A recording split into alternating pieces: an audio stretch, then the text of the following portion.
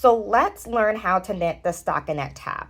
We use the Stockinette Tab in Spoondrift because it creates a nice, clean, smooth neckline to your cowlet. Now for demonstration purposes, I will be using double pointed needles and I'm using a thicker yarn. Use the needles and yarn that is listed in the pattern. So first I'm going to look at step 1 Stockinette Tab, and it says using main color, that's going to be my blue, cast on 3 stitches. Do whatever cast on method your heart desires. I'm doing long tail because I'm quick at it, and that's the only reason why.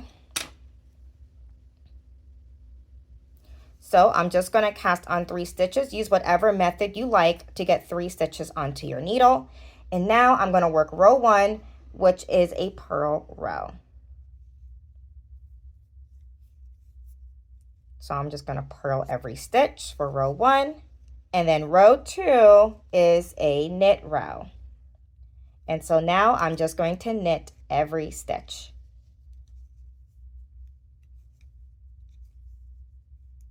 After that, the pattern says repeat rows 1 and 2 twice more, then row 1 once more. Do not turn work. So I'm going to repeat row 1 and 2 twice more. So row 1 is purl.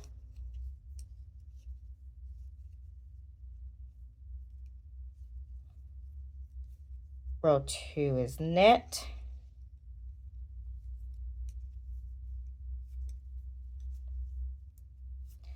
Row 1 is purl.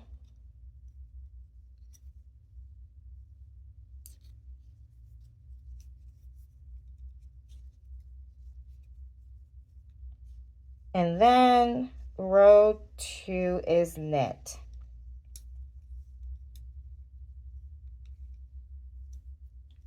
And then the pattern says, then row 1 once more. So I just purl. And once I repeat row 1 once more, the pattern tells me do not turn work. You should be left with 7 rows of stockinette stitch. And you should be left on the wrong side of your work. Okay. After that, we are now going to pick up 3 stitches purlwise along the long side of your work, and then 3 more stitches purlwise along the cast on edge of your work. Before we go in and pick up stitches, let's see where we're going to pick up. So I am first trying to identify purl bumps, because that's where I'm going to want to pick up my stitches. Here's a purl bump here. Here's another one here. And here's the last one here. You can see them because they are running vertical. When you turn your work to pick up stitches, those purl bumps will be vertical lines. Let's work the first one so you can see exactly what I'm talking about.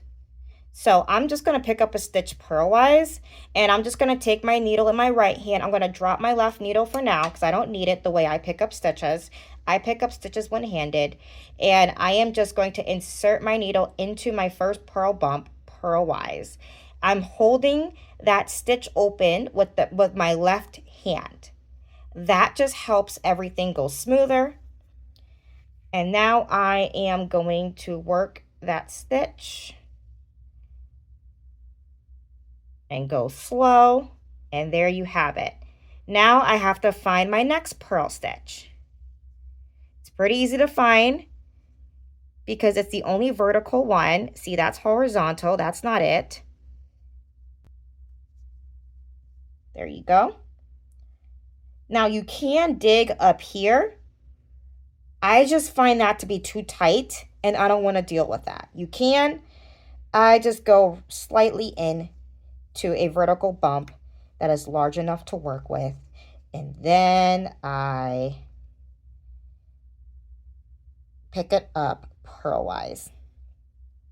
So far I've done 2. Let's do one more. Look for your next vertical bump right here. And then I am going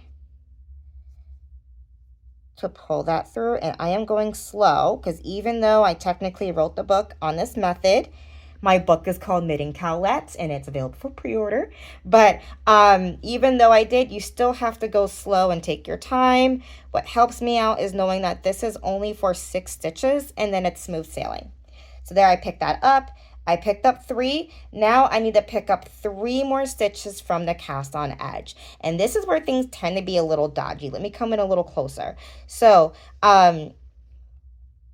it's dodgy because I tend to cast on tight, and a lot of us do that.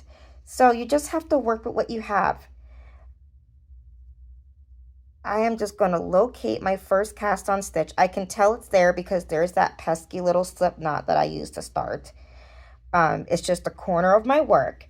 And now I am just going to purl into that opening. Here you go. Now I have 4 stitches picked up with 2 more to go.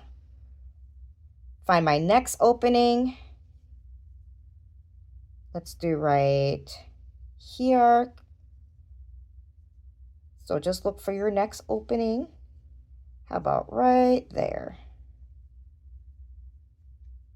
And I picked there because there's nowhere else to go. There's no other hole available. This one's already been used. So I have to go to the next available opening. There you go. And now I have to do one more. Now this is the one that's hard, so I'm just going to pick an opening that's available. I'm just going to do over here.